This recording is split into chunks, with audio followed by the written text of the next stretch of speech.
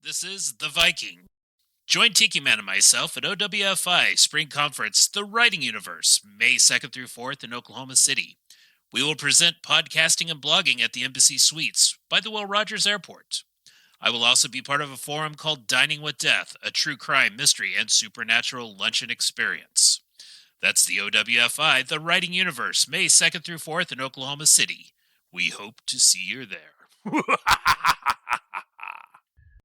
Hi, this is H.B. Burlow, co-host of Tiki Man of the Viking podcast. Just letting you know about my new book, The Day of Calamity, Volume 1 of the Wichita Chronicles, a new historical crime fiction series that takes place in Wichita starting in 1946. It's available currently on Amazon.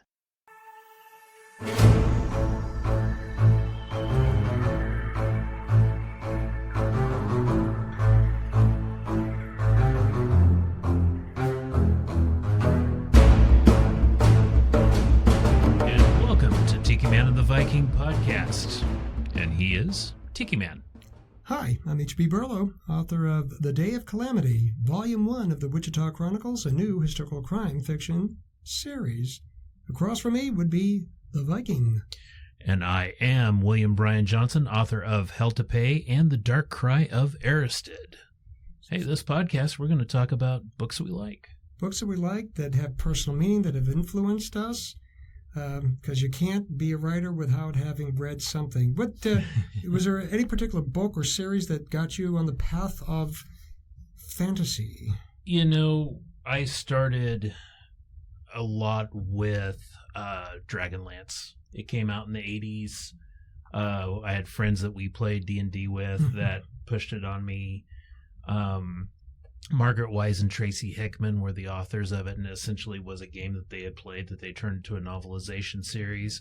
And then R.A. Salvatore came out with the Forgotten Realms group, and he's written tons of books on Drizzt Stewart and the Drow elf that comes to the surface. And it was really nice because Watermark Books here in Wichita actually brought him to Wichita, and me and my friend that had followed him for 30 years actually have a great picture with him. That's impressive. That's like the fantasy come true. It was. Oh my goodness!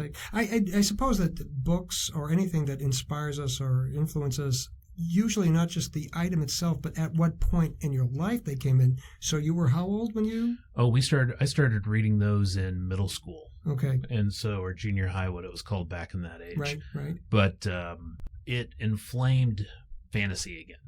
It brought it back up to the forefront. There hadn't been really any big books, and I'm probably going to have people writing in saying, oh, you know, The Wheel of Time and all those, but you know, for me that was kind of like the first big fantasy book I ever read. I had read Conan growing up. Okay. I remember going to the library and looking at I used to get the graphic novels of Conan, and They were kind of just, they were black and white drawings, pencil etchings. Right. But yeah, Conan I grew up on way back. And you know what? If people are going to write in, at least that means they're listening to us. That's right. Now, here's a surprise for you. A book that impacted me came at a particular time in my life. It's The Razor's Edge by Somerset Maugham. And tell me about that one. It's a long story between the First World War and the late 1930s, and it focuses on a man named Larry Darrell who came back from the First World War and was impacted by that and didn't feel comfortable hanging around his nouveau riche friends from before the war, and goes off on a journey and winds up going to India or Tibet, and It's a spiritual journey. And the funny thing is, this was got an old hardback copy from a thrift store right around the time that I got divorced from my first wife over 30 years ago. Mm-hmm. And I was feeling lost, and reading about some other guy who was lost, who was going on a journey. Now, I wasn't going to go to Tibet. I don't think my parents would let me. But that being said, think about how that would have changed you, though. Well, yeah, I might have been wearing loincloths as opposed to Hawaiian shirts, but, you know, who knows? I just think that sometimes it's the books themselves that we talk about that are influential. It also depends upon when they come into our lives. Yeah. And I think, when we talk about influencing us as writers, Jim Butcher and the Dresden Files series, Oh, okay. that man taught me how to write cliffhangers. Every book, every chapter, cliffhanger. It's books that are almost impossible to put down at night. And I tell you something, to write a thriller, if you want to use that genre, and keep people on the edge of their seat or on the edge of the page, as it were, is difficult because you don't want to appear like you're manufacturing something. You want it to be organic. Right. And also attention spans are so hard to keep this day and age. Yes, of course. Well, the one book specifically that got me hooked on hard-boiled crime fiction, and I love Jim Thompson. He's a great pulp writer, and I loved reading James Ellroy with his scatological 50s mentality. Mm-hmm. But it goes back to Dashiell Hammett and Raymond Chandler. Now, Hammett was a procedural guy because he worked as a Pinkerton detective. It's Raymond Chandler for me because he writes of these the knight errant of the cities walking in neon jungles and so forth. The Big Sleep, and not just because Humphrey Bogart was in the movie. When you read The Big Sleep, it's filled with character, and Philip Marlowe has attitude. He's not just this ambivalent private detective taking a case and going through the steps. He has attitude about everybody that he encounters. And I just think that gave me the first step toward finding my voice. When did Raymond Chandler write? His first book was 1933. He was 50 years old when The Big Sleep came out. He passed away in, I think, 1957 or 59.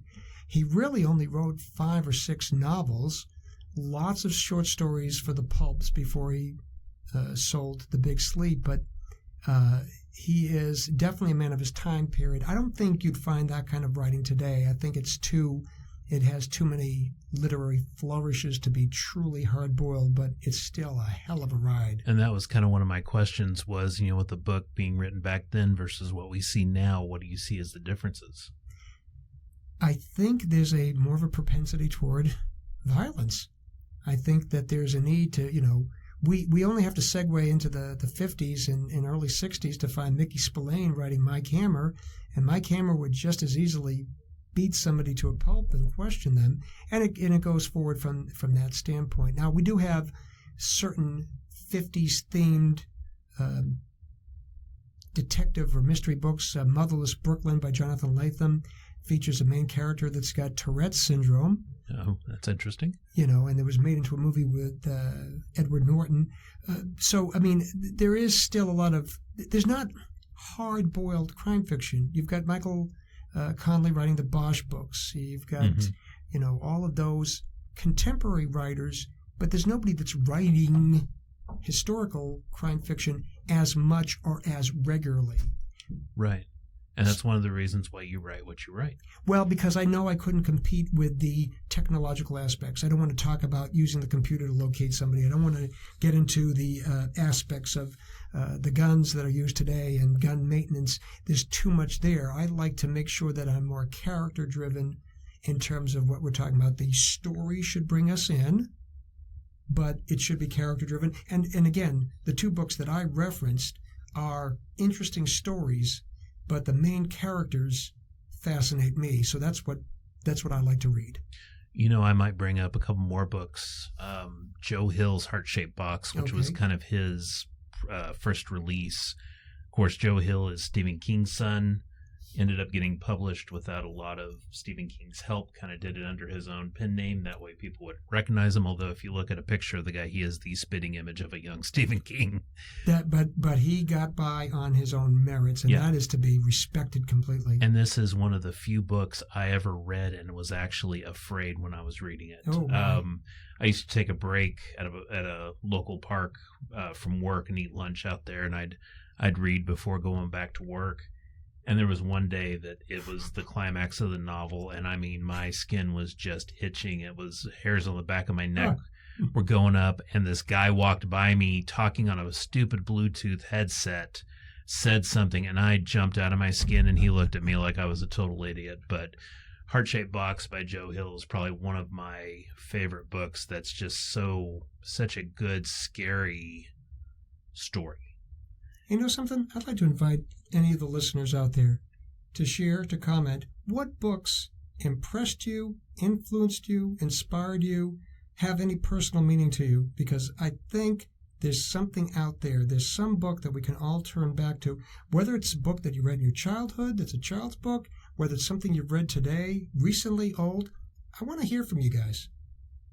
And you can do that by contacting us at tikimanviking@gmail.com. That's tikimanviking@gmail.com. Send your questions, your concerns. And your comments. We'll take those too. Share with us. We love sharing with you. Hey, folks, thanks for listening. Take care. Tiki Man and the Viking Podcast, brought to you by Rumination of Thunder Media. The following intro and outro music was used for this media project. The music Find Them by Alexander Nakrata. Free download from filmmusic.io. License Creative Commons Attribution 4.0 International.